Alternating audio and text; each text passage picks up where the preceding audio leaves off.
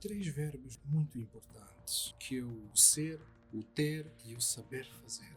Muita gente hoje se apressa em ter antes de ser e por isso não sabem fazer, porque não são. O ser tem a ver com valores que defendemos, aquilo que nós não abdicamos. Mesmo que nos tragam esta sala cheia de dólares, nós vamos dizer assim: prefiro ser o que sou e fiquem com o vosso dinheiro. Eu aprendo muito quando erro. Poucas vezes aprendi quando fiz bem uma coisa. Às vezes é bater várias vezes com a testa na parede que nós vamos descobrir que não é a parede que está errada. Eu é que não estou a me dirigir. A verdade vai sempre andar de escada e a mentira vai andar de elevador. As pessoas preferem o que anda rápido de elevador, que é a mentira. Não querem investir na verdade porque ela vai devagar, mas ela vai chegar. Mais uma vez, sejam bem-vindos a este episódio da Grainc, o episódio do Onjango do Empreendedor. Hoje vamos falar sobre liderança. Um tema muito importante, um tema que acredito que muitos estarão à espera de ouvir aprendizados sobre esse tema. Temos conosco um convidado cuja trajetória de liderança é inquestionável. Exemplos de liderança desde as Forças Armadas, as instituições juvenis, às instituições eclesiásticas e até mesmo instituições internacionais. E hoje está aqui conosco. Nosso convidado é Aires Samakumbi. Eu não sei se lhe chamo de Mano Aires, se nos chamamos de Aires. Estamos aqui numa conversa descontraída. Ele é o nosso convidado, então muito obrigado, Mano Aires. E seja bem-vindo. Muito obrigado pelo convite e obrigado a todos e a todas que nos acompanham. É um prazer falarmos sobre este assunto que é muito interessante no atual contexto, porque líderes são procurados à luz de vela em pleno dia. Uau. E não são encontrados. Líderes são procurados à luz de velas em pleno dia e não são encontrados. E é mesmo a partir daí onde nós vamos começar. E vou preferir tratá-lo por Aires, se preferir. O que é ser líder, afinal? Bom, ser líder é, acima de tudo, ser uma pessoa íntegra. Ser uma pessoa que as suas palavras não se distanciam da sua ação prática. Quer dizer que a vida da pessoa que é líder fala por si. A vida da pessoa que é líder é como uma carta escrita e que se perde pela estrada fora. E qualquer pessoa que apanha esta carta, lê e encontra o que esta pessoa é. Quando estou a falar de carta escrita, aberta, a vida de um líder deve ser uma vida exemplar. Não tem nada a esconder. Uma carta, nós lemos o que está escrito. Então o líder é esta pessoa que as suas ações são capazes de converter, de inspirar, de encorajar e de trazer esperança às outras pessoas. Mas o líder tem um preço a pagar. O grande preço que um líder tem de pagar é a integridade. O líder tem que ser íntegro. E para nós sermos íntegros, temos que pagar o preço. Não é um preço de pedir abaixamento do preço. Vai dizer, olha, dê-me aqui um batimento. Não. O preço da integridade de um líder é muito alto. Porque tem que evitar fazer coisas que não são exemplares, tem que evitar fazer coisas que não inspiram, não encorajam as outras pessoas. E ao fazer isso, vai abster-se de coisas que as outras pessoas nos podem chamar até de indivíduos não iluminados porque estão a deixar passar uma oportunidade. Uau, isso é interessante. Já vou lhe fazer uma pergunta acerca desta de procurar os líderes. Hoje, no nosso contexto, procurar os líderes, até mesmo à luz da vela, e quase que não os encontramos. Mas eu queria que retomássemos um pouco a sua jornada de liderança. E vi um pouco na biografia que partilhou conosco. Começa desde muito cedo, lá na juventude, depois passa pelas Forças Armadas, mas tem esse perfil todo também pela igreja. Hoje, se tivesse que definir por algumas palavras a tua trajetória de liderança, que palavras usaria? A experiência que tem nesta área de liderança, que palavras usaria? São muitas palavras, mas a primeira de todas é resiliência. Resiliência porque não importa o lugar onde nós nascemos, não importa a família onde nós pertencemos, mas importa sonharmos. E o sonhar tem a ver com as pessoas que nos estendem a mão e nos mostram o caminho. O caminho que muitas vezes não é fácil de ser percorrido, mas a pessoa determina-se a ser uma abelha em vez de ser uma mosca. Onde é que está essa diferença entre a abelha e a mosca? Bom, a mosca vai atrás de tudo o que é resto. E muitas vezes em putrefação. As coisas que já não têm valor. A mosca vai atrás destas coisas. Mas a abelha vai atrás do cheiro refinado.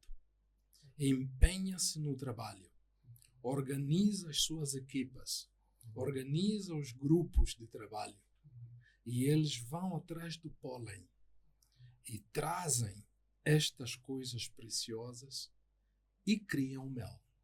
Este mel que, para além de ser medicamento, que toda a gente aprecia, mas também é sinal de excelência. Então a liderança tem a ver com essas coisas. Sermos rigorosos conosco mesmo, naquilo que nós fazemos. Fazermos as coisas com qualidade. Tudo o que nós fazemos temos que fazer com a devida qualidade. E também o profissionalismo. Então, estas coisas definem a minha jornada da juventude, né? Desde a altura em que termino a 4ª classe na minha aldeia natal e não havia escolas do 2º nível para continuar. E então, onde é mesmo a aldeia natal?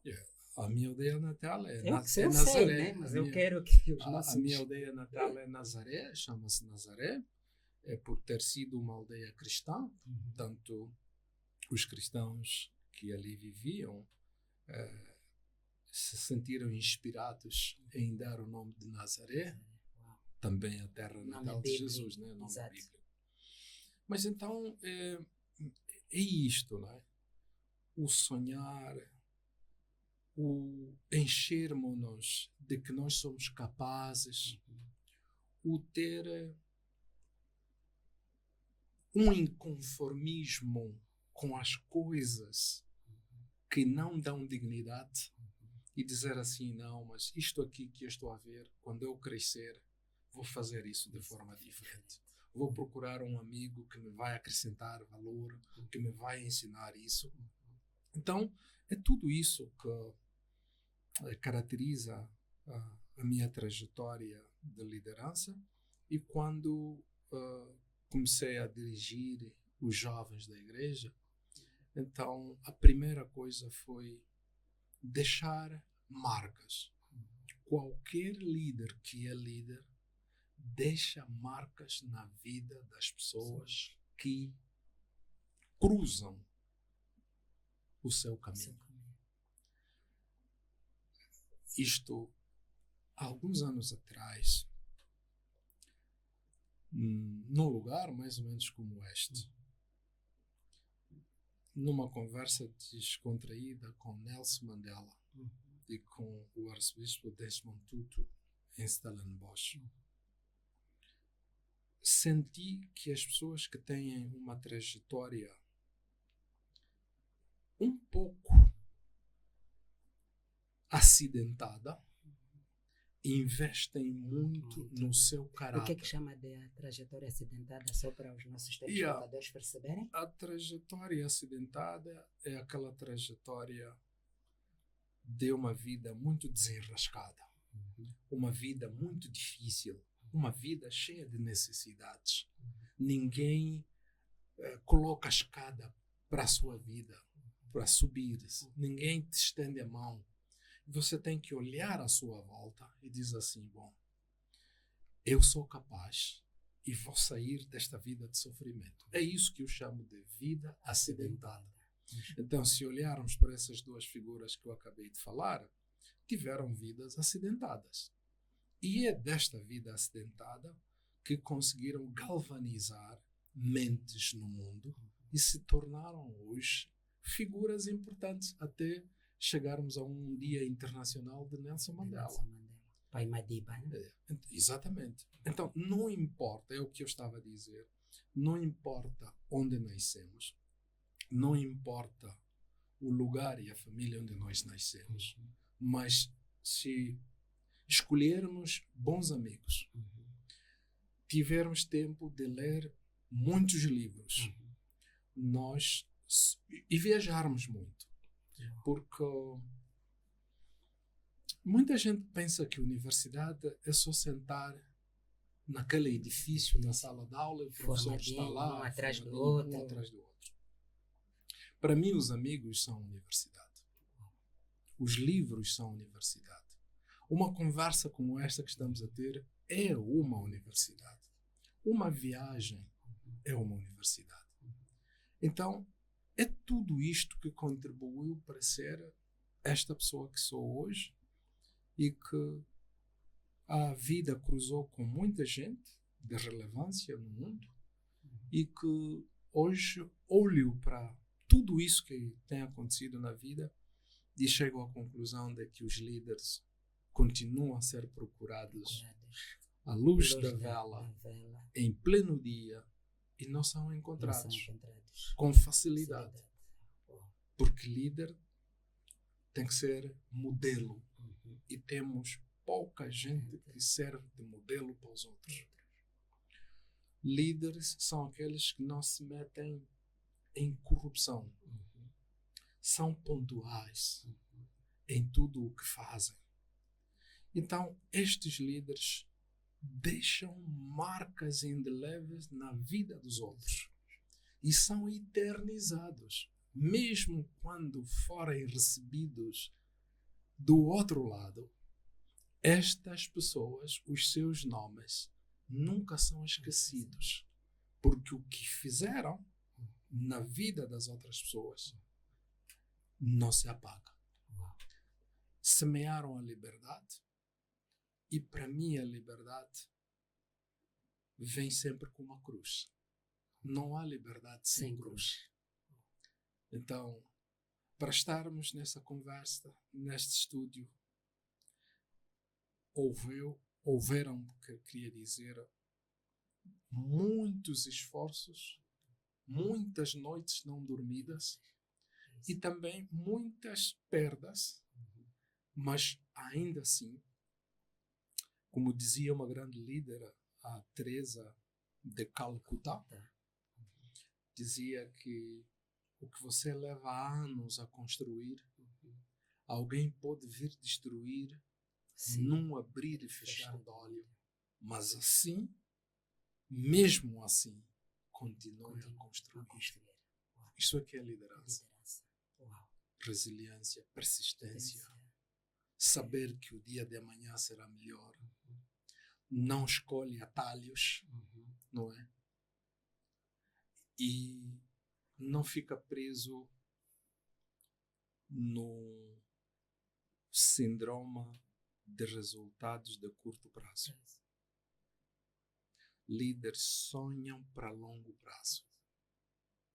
Líderes plantam árvores mesmo sabendo que não vão comer fruto desta árvore. A sua satisfação é saber que desta árvore que plantei, gerações e gerações vão utilizar a sombra desta árvore para pensar diferente e vão utilizar o fruto desta árvore para saciar a sua fome e continuarem a refletir na vida. Uau, isso é muito forte. Fez-me recordar um tio que visitamos há coisa de 2 anos aí nos lados do Celes. Ele deve estar aí hoje com qualquer coisa como 90 e tal anos, mas ele foi nos apresentar uma baixa onde ainda está a plantar palmeiras que ele sabe. De certeza ele está consciente que já não vai usufruir daquelas palmeiras, mas ainda assim está com aquela garra e, como disse, porque sabe que vai deixar aquilo para a próxima geração. Sente, como é que vê hoje? Diz que hoje estamos a procurar os líderes assim, quase que até com velas não os encontramos. Como é que vê hoje na nossa sociedade, no geral, esse espírito de plantar, de pensar no amanhã, de ter uma visão estratégica de longo prazo? Ou estamos ali, hoje, como líderes, estamos muito focados no aqui e no agora? Há 3 verbos muito importantes, que é o ser, o ter e o saber fazer. Muita gente hoje se apressa em ter antes de ser. E por isso não sabem fazer, porque não são. O líder tem que ser. O que é isso de ser? O ser tem a ver com valores que defendemos.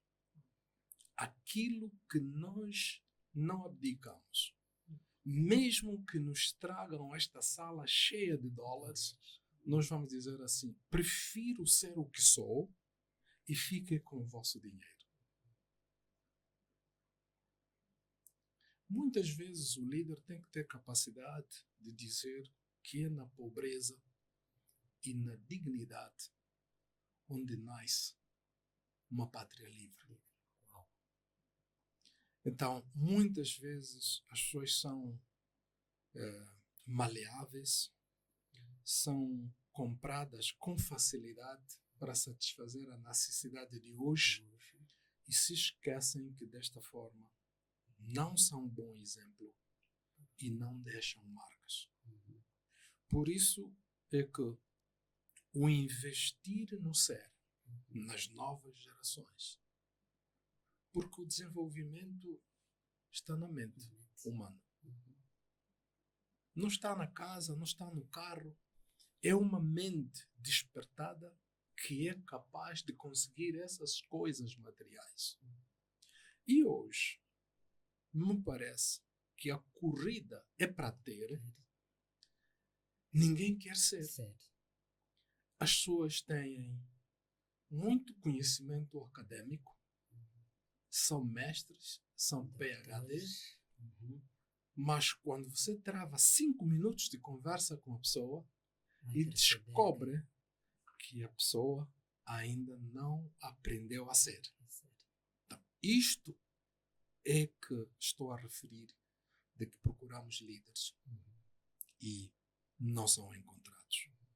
Hoje, quando alguém tem uma mente bastante aberta, defende os seus valores e prima pela dignidade, facilmente influencia pessoas. E como influencia pessoas, chama a atenção de poderosos. E os poderosos vão querer comprar esta mente que influencia outras pessoas, porque querem aproveitar esta influência que têm para os seus fins, que necessariamente não são aqueles que dignificam a vida humana. Então, é tudo isso, né, que temos que lutar para continuarmos a ser, para continuarmos a saber fazer num contexto muito corrompido, num contexto onde falta a verdade. As pessoas preferem falar mentira, porque a mentira tem um lucro fácil. Mas, para mim, a verdade vai sempre andar de escada. E a mentira vai andar de elevador. As pessoas preferem o que anda rápido de elevador, que é a mentira. Não querem investir na verdade porque ela vai devagar, mas ela vai chegar. Então, estamos cercados no seio familiar, no seio da nossa comunidade cristã, na sociedade em geral, de pessoas que querem coisas imediatas. Então, quando nós investimos para coisas cujo fruto vai ser colhido daqui a 10, 15, 20 anos, Sim. Ninguém se interessa. Os jovens vão dizer, Cota, fica com isso sozinho, porque eu quero ter o meu V8 agora, quero ter a minha casa agora. Então, isto é que estou a chamar de atalhos. As pessoas cortam pelos caminhos curtos, que lá à frente, quando despertarem, será tarde para recomeçar. E já alguém dizia que se caminho fosse atalho, já se teria tornado estrada, né? É mesmo só um atalho que vai te levar para pensa que está a te levar para um bom lado, mas acaba depois por levar à perdição, é isso? Bom, é isto, né? Há muita coisa que aprendemos também da nossa tradição oral e cultural, né? Eu vou dar aqui o exemplo de alguém que vem da sua lavra muito distante, talvez com 20 ou 30 quilos de um produto que está a trazer do campo. Anda o caminho todo debaixo do sol, às vezes com sede. Quando faltar 1 metro para entrar em casa, tira o peso da cabeça, porque diz que já não aguenta mais. Não fique cansado atrás da casa, depois de ter feito uma trajetória que devia te levar à vitória. Uau, isso é muito forte. Voltamos, Mano Aires, à tua gráfico de vez em quando entre mano e acredito que os nossos espectadores vão entender. Aqui entre nós angolanos é mesmo esta linguagem que nós usamos, é o mano, é mesmo Mano Aires. Olhando para a tua trajetória lá na juventude, passa pelas Forças Armadas, uma instituição que também contribui muito para formar o homem. Que lições é que tira da passagem pela, independentemente do contexto, né, mas a passagem pelas Forças Armadas, que lições é que tira e que hoje usa na tua vida, no teu dia a dia, e que se calhar poderia passar para outras pessoas? Lições de liderança. Bom, eu fui parar para as Forças Armadas de Libertação de Angola, FAPLA, num contexto em que saía de casa para a escola e fui apanhado neste meio. E assim foi com muitos. E assim foi com dos muitos, dos dois lados. E uma coisa que aprendi nas Forças Armadas é vencer o medo. Esta é uma grande lição que utilizo até hoje nesta conversa. Uau. Porque eu não tenho medo de falar a verdade. É verdade. Uau. Pode me custar caro, mas eu prefiro abrir o peito às balas pela verdade. Então, é isso que aprendi das Forças Armadas. Isso ajudou-me a ser líder a nível da juventude cristã e também no departamento de projetos, onde trabalhei muitos anos, e agora nas Nações Unidas. Não tenho medo de dizer as coisas que não estão bem, mesmo estando nas Nações Unidas. Então, isto eu aprendi das Forças Armadas, porque nós vivemos numa sociedade que vive fantasmas do passado. E esses fantasmas do passado, volta e meia, são acordados para inculcar um medo paralisante nas mentes das pessoas. Não vou fazer isso porque senão me vão prender. Não vou fazer isso porque senão vão me isolar. Não vou fazer isso porque senão não vou ter emprego. Não vou fazer isso porque senão o meu negócio não vai andar. Não vou fazer isso porque senão a minha empresa vai cair numa armadilha que não vou conseguir nenhum concurso. Martin Luther King Jr. dizia que ele preocupava-se muito com o silêncio dos bons. Preocupava-se muito porque uma ou duas pessoas que falam a verdade são diferentes. Não têm uma dualidade. São livres quando estão a andar, quando estão a falar. Isto nasce deste bichinho que se chama liderança. Então, se alguém não se libertou dessas coisas, não é líder. Não, senão os meus filhos. Mas liderança é isso. É coragem. Liderança é prontidão. Liderança é entrega total, mas numa vida íntegra. Que passam a lupa na sua vida, vêm as virtudes e também vêm os desacertos, mas dizem assim, o líder nunca esconde os seus desacertos. Quando encontrar uma pessoa que só quer falar das coisas boas que ela fez, ainda não chegou a interiorizar o conceito de liderança. O líder conhece os seus passivos e reconhece os seus passivos.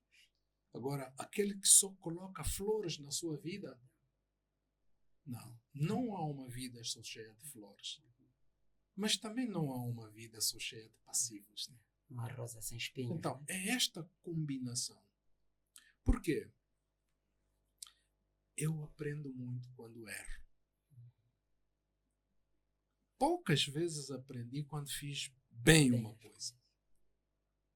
Às vezes, é bater várias vezes com a testa na parede que nós vamos descobrir que não é a parede que está errada. Eu é que não estou a me dirigir à porta. A porta está lá, mas eu estou batendo na parede. Uau. Olha, anteontem, foi o Dia Internacional da Mulher, né? Preparávamos uma saída com a esposa e logo no portão, entra, sai. Quando ia puxar a porta, a esposa bateu a cara no cantinho da porta. Lá ficou um rasgo que quase que levava alguns pontos e a saída quase que ficou comprometida. E assim, numa brincadeira, já depois de todo o tratamento feito, eu perguntei, o que aprendeu com isso? Fui buscar esse exemplo assim esporádico para reforçar o que acabou de dizer. Às vezes o problema não é da porta, não é da parede. Eu é que tenho que refletir. Uau, isso é muito forte. Naires, ao falar de coragem, e andou muito tempo na juventude da igreja também. E sabemos que em qualquer instituição há sempre aquele, não vou chamar isso de choque de geração, podemos até chamar de choque de geração. Os jovens um pouco mais acelerados, os mais novos e os mais velhos com alguma experiência acham que as coisas deviam ir um pouco mais devagar. Nesta de dizer que gostou sempre de falar a verdade, nunca sentiu assim, tipo, estar a chocar na igreja com os mais velhos. E como é que contornou isso? Fale a verdade e defenda a verdade, isto será suficiente para colher muitos inimigos ou adversários. Mas é bom que tenhamos adversários ou inimigos por causa da verdade. Bom, eu sou conhecido por muitos, né? Este conflito de gerações. Sim. É normal acontecer. Os mais velhos pensam que os mais novos não têm juízo, os mais novos não pensam, os mais novos fazem coisas à toa, passo o termo, mas toda pessoa passou por este caminho. Só que quando se torna adulta, quer pensar, é aquilo que eu estava a dizer, os passivos, não é? Quer pensar que não errou quando esteve nessa idade. Então, o diálogo entre o mais velho e o mais jovem não deve primar pela pedagogia de proibição. Não faça isso, não faça isso, não faça isso. Não, não é a proibição que vai despertar a mente do jovem. Até porque o proibido atrai. Se alguém dizer, não olha para ali, vai certamente olhar para a direção. Porque o proibido atrai, o proibido cuia, né? Como os jovens dizem. Então, o conversar de forma amena, amigável, para entender o que é que outra pessoa, o jovem, está a pensar, é que tem sido fundamental. Então, quando passei por esta liderança da juventude da igreja e com estes conflitos geracionais muito fortes no mundo religioso, é sempre pensar que quem é mais pecador é o jovem, porque tem esta namorada, tem aquela namorada, e o mais velho já passou por essa situação. Então, foi sempre o tentar trazer os mais velhos perto dos jovens, e chamava isso de clarificação de percepções. Os jovens percebem os mais velhos de uma forma, sem conversarem com eles se o que estão a perceber é isso mesmo ou não. E os mais velhos também pensam que os jovens são assim, mas nunca tiveram tempo, nunca são rebeldes, mas nunca tiveram tempo de conversar com os jovens para saber por que eles agem assim, por que eles pensam assim. Então estamos numa sociedade de rotulagem.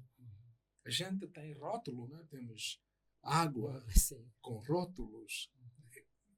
É assim, também há pessoas que são rotuladas por causa da sua coragem de desafiar o mal.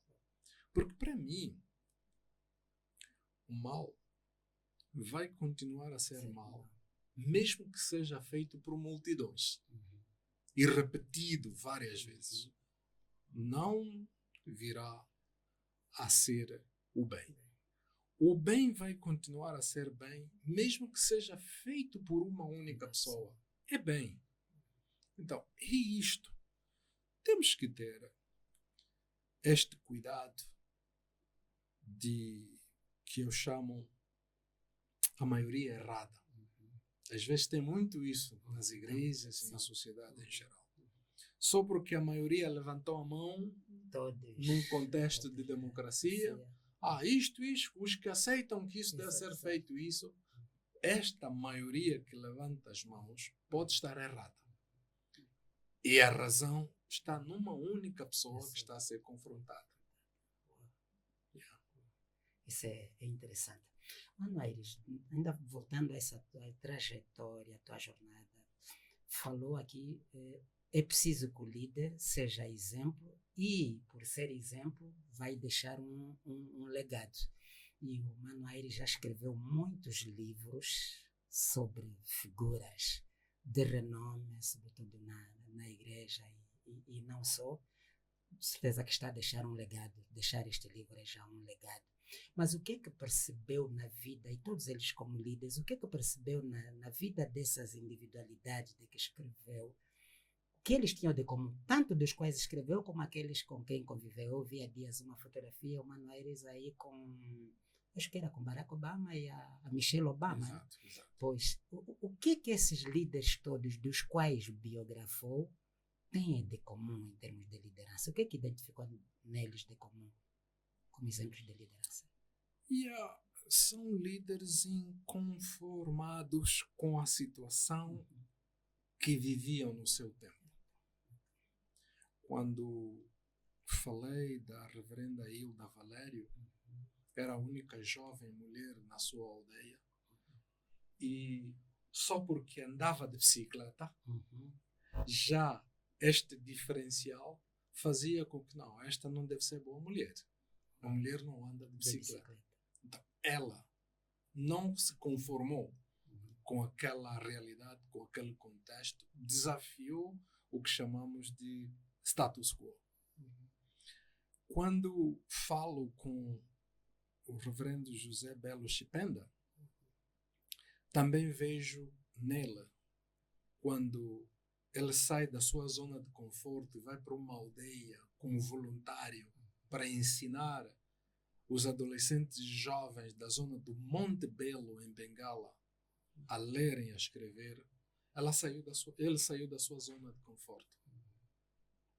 Quando falo com Kofi Annan, em feliz memória, quando nos encontramos alguma vez nas Ilhas Maurícias, também ele tinha um sonho, até tem um livro, As Nações Unidas, que ele desejava. Era o título do livro de Kofi Annan.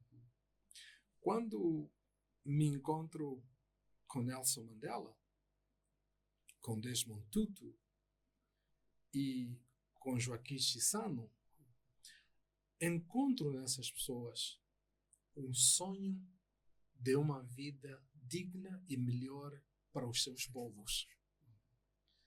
E ao cruzar com Barack Obama, é isso que eu noto, né?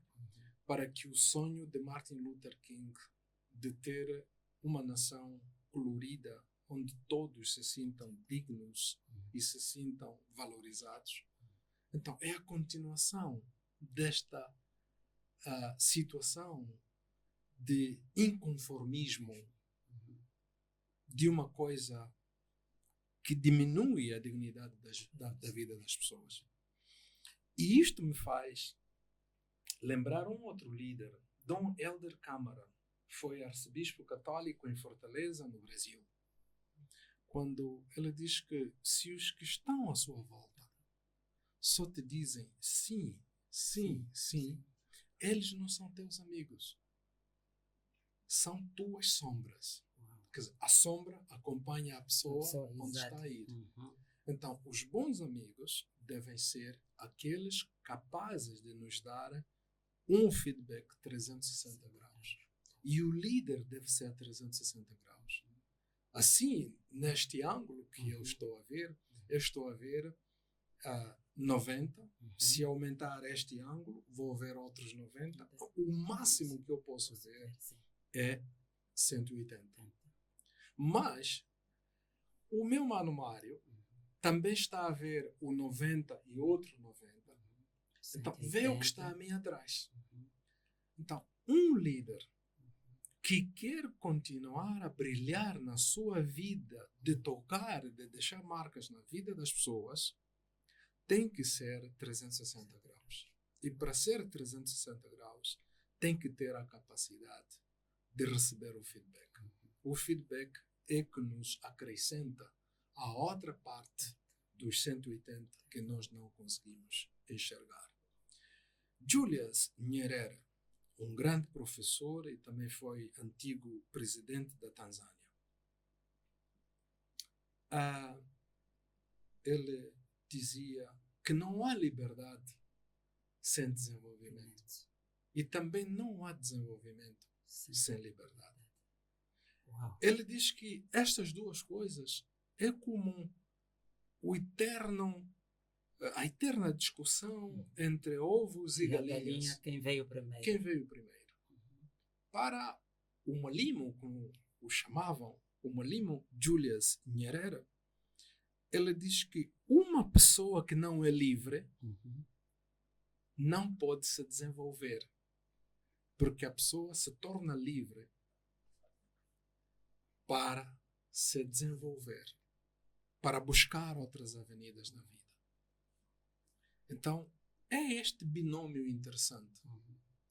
Se encontrar alguém que não é livre, o que tem como propriedade pode ser como um castelo de cartas. Quando vier o vento, Pode aquele facilitar. castelo, como foi feito de cartas, vai cair. Mas as pessoas que primam pelo bom caráter, pelo exemplo e querem ser modelo, constroem castelos duradouros. Mesmo quando eles já não existirem mais, estes castelos serão visitados por N gerações, porque são castelos construídos sobre a rocha. Uau. Isso é interessante. Continuemos a falar então de liderança e noto que o Mano Aires tem dado esses exemplos muito focado também na fé. Então toquemos um pouco mais aqui na igreja também, embora não está a falar em nome da igreja, mas em nome individual. Olhando hoje e voltando para a figura que citou Martin Luther King, que dizia que o que preocupa não é a maldade, entre aspas, daqueles que são maus, né? Mas o silêncio dos bons. Hoje, como é que vê, que desafio enfrenta a igreja perante a realidade que o país, que a África e que o mundo vive? Nota que a igreja está a ter a voz que devia ter, ou num dado momento está a haver como que um silêncio perante algumas situações que era preciso abrir um pouco mais a voz. E quando digo a igreja, digo cada um de nós que somos membros da igreja. Né? Temos conseguido ecoar a nossa voz contra a injustiça, contra coisas que achamos que não são boas na sociedade. Seu líder tem que ser exemplo, não tem que ser corrupto, não pode cair nisto e naquilo. Como é que é a nossa voz hoje? E eu quero falar da voz da igreja, porque alguém dizia que a igreja seria o último reduto, né? E se a igreja se cala, então está tudo perdido. Qual é a tua opinião sobre isso? Bom, a minha pergunta hoje, em relação ao que me coloca, é o que sobrou de reserva moral da igreja? Essa é a pergunta que eu procuro responder todos os dias. Porque a igreja, sendo o corpo de Cristo, corpo místico de Cristo, ela é santa, ela é imaculada, ela é perfeita. Mas muitas vezes nós que fazemos esta igreja, porque a igreja pode ser as quatro paredes onde as pessoas se reúnem, mas o conceito teológico de igreja é cada pessoa que se converte ao Evangelho. Esta pessoa que se converte ao Evangelho é uma pessoa de bem, é uma pessoa que deve espalhar as boas novas do Evangelho. Infelizmente, como estamos a falar de liderança, há muitas lideranças religiosas, prefiro chamar religiosas, mas para ser mais concreto devia ser lideranças cristãs, já que esta nação tem mais de 70% da sua população que é cristã, de acordo com as informações do censo de 2014. Então, não faz sentido que uma nação constituída por mais de 70% da sua população, que defendem os valores da bondade, da fidelidade, da transparência, da justiça, é uma nação muito corrupta. Aqui está o contrassenso. Por que isso acontece? Na minha ótica, isso acontece porque muitos líderes venderam a sua primogenitura pelo prato de lentilha. Venderam a verdade pela mentira. Por quê? É por isso, aqui volto para Julius Nyerere, quando diz liberdade e desenvolvimento. Quando as pessoas não têm, não é? Vivem no limiar da pobreza, qualquer oferta de $100 é capaz de comprar a minha identidade. É isso que acontece. Bom, mas também eu vejo uma igreja católica muito forte, cujos bispos, volta e meia, aparecem com cartas pastorais e desafiam a situação menos boa que a África, o país, vive. Mas hoje a religião parece ser um pouco de negócio. Basta saber que eu tenho multidão a mim atrás, tenho milhões de fiéis, então eu vou ser comprado para que esta multidão que me segue seja manipulada. Por isso, a voz profética que me pergunta está a desaparecer. Por quê? Porque o profeta não anuncia o que agrada ao rei. Uau. O profeta anuncia o que vai acontecer. Os perigos. Que a empresa. Que vai ter. Os perigos que a família vai ter. Eu vou estar aqui no nível muito micro. Nós, como tios ou como irmãos mais velhos, na nossa família, também acontecem essas coisas, né? Porque aconteceu recentemente comigo um sobrinho solicitando 600 mil kwanzas para ir corromper alguém para entrar na polícia. Eu disse ao meu sobrinho, eu não posso fazer isso, porque isso é contra os meus valores. Bom, ele saiu a dizer que o tio não me quer ajudar. O tio não ajuda. Mas eu não me posso compadecer que o sobrinho me chame bem, que o tio é bom, entregando 600 mil kwanzas para ele ir corromper alguém, porque estou a jogar no caixote de lixo a minha liderança. É isso que eu disse no início da nossa conversa, que a vida do líder tem que ser uma carta aberta. E então, depois de tudo isto bem feito, vimos o que aconteceu. Que era um concurso falso, as pessoas foram enganadas. E quando eu olho para o meu sobrinho, eu só fico em silêncio. O líder também usa o silêncio que é resposta. Muitas vezes, o silêncio é resposta. E o líder tem que utilizar o silêncio, às vezes. Então, é essa configuração que eu vejo a igreja hoje. Nem tudo está perdido, mas vai ser necessário uma conversa muito sagrada sobre a igreja no nosso contexto hoje. Porque a igreja está agora a caminhar mais para cobrar dinheiro aos fiéis, contribuição atrás de contribuição, e não para lapidar vidas. Nós fomos lapidados pela igreja. Os líderes que nos lapidaram não tinham muitos bens materiais. A única coisa que tinham era uma lavra, que os fiéis iam para lá e trabalhavam e no final colhiam. Mas hoje, o pastor, a pastora, o diácono, a diaconisa, muitas vezes querem mais isso do que tocar a vida das pessoas. Quando Jesus toca aquela mulher no meio da multidão, todo mundo se alvoroçou a dizer, não, alguém me tocou. O líder tem que tocar as pessoas de uma maneira diferente para ser descoberto que é líder. Uau. Estamos mesmo quase a terminar o nosso programa com esta conversa tão interessante com o Mano Aires. Estamos a falar de liderança. Quero acreditar que aqueles que estão nos acompanhando estão a tirar aqui muito, muito aprendizado mesmo. Mas antes de fecharmos esta conversa, Mano Aires escreveu o livro Pilares de Sucesso. É isso?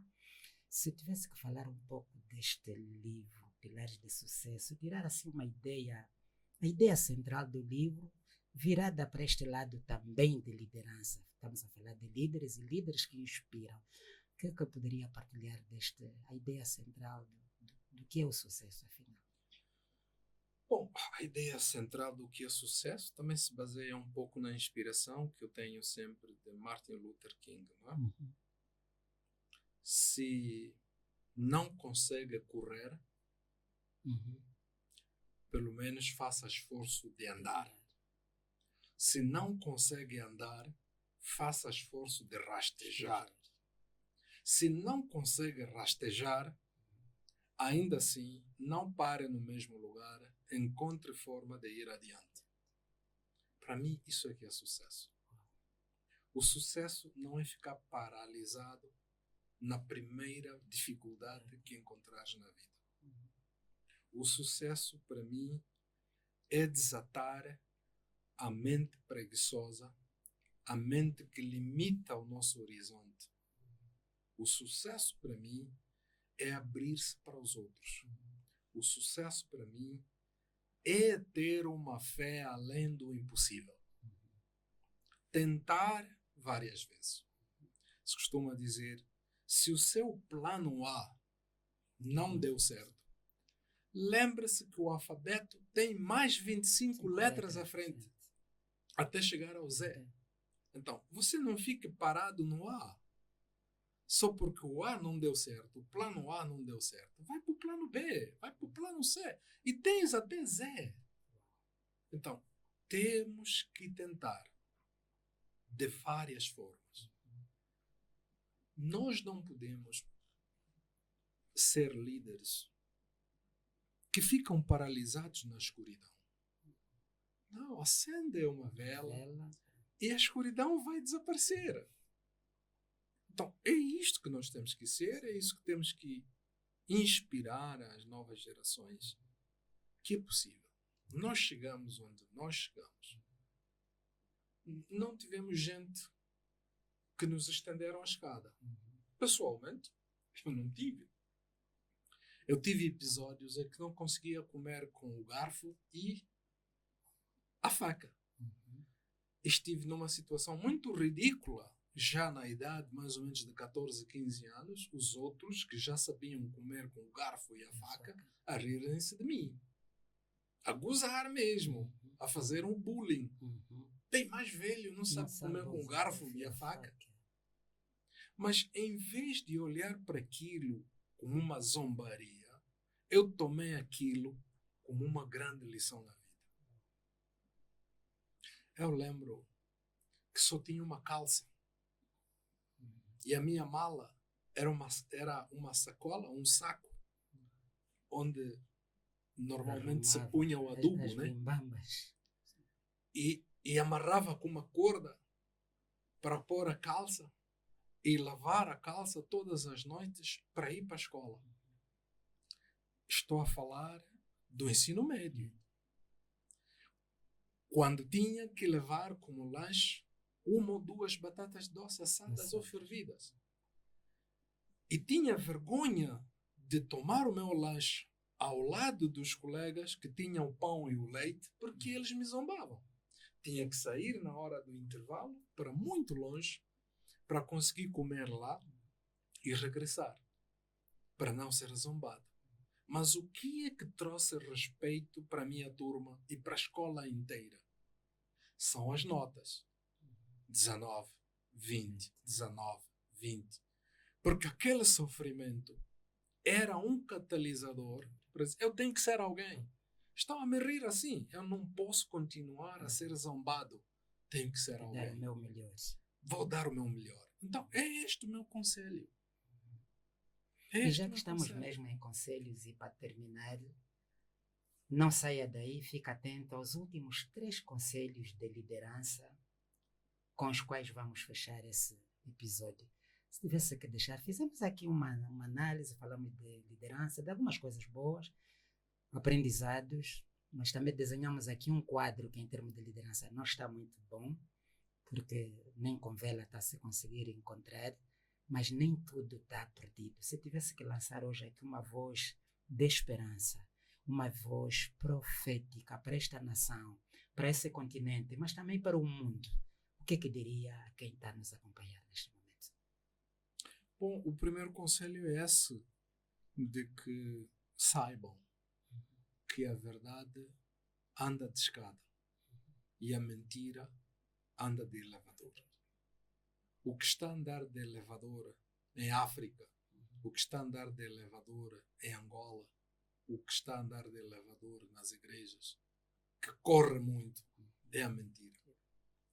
Então, cuidemos da verdade, anda devagar, poucos a praticam, mas vai continuar a ser verdade e no final tereis sucesso. O segundo conselho: não se deixem paralisar pelo medo. Temos uma África e temos uma Angola que inculca medo, sobretudo aos jovens. Vais perder a oportunidade se você não fizer isso que eu te mando. Vais perder a oportunidade se não estiveres aliado a mim. Não se deixem paralisar pelo medo. Ergam a vossa cabeça, defendam os valores nobres da sociedade e também cuidem da vossa identidade. O terceiro e último conselho que estava a passar é que a noite pode ser muito longa, pode ser terrível, cheia de lágrimas na sua almofada, sem solução do desenvolvimento da sua empresa ou da sua vida. Mas tem que saber que a madrugada vem sempre depois de uma noite. Então, nunca há madrugada sem antes existir a noite. Então, a noite, na vossa família, na vossa vida, nos vossos negócios, não deve adiar o alvorecer de sucesso, o alvorecer de bonança. Este é o meu conselho. Onés, obrigado por essa conversa. Muito prazer. Acredito que foi, para os que nos acompanham, terão tirado ou vão tirar o melhor desse episódio. Verdade, coragem, mas sobretudo acreditar. Por detrás de uma noite escura vem uma manhã de esperança. E com essas dicas que nós terminamos o nosso episódio. Até já.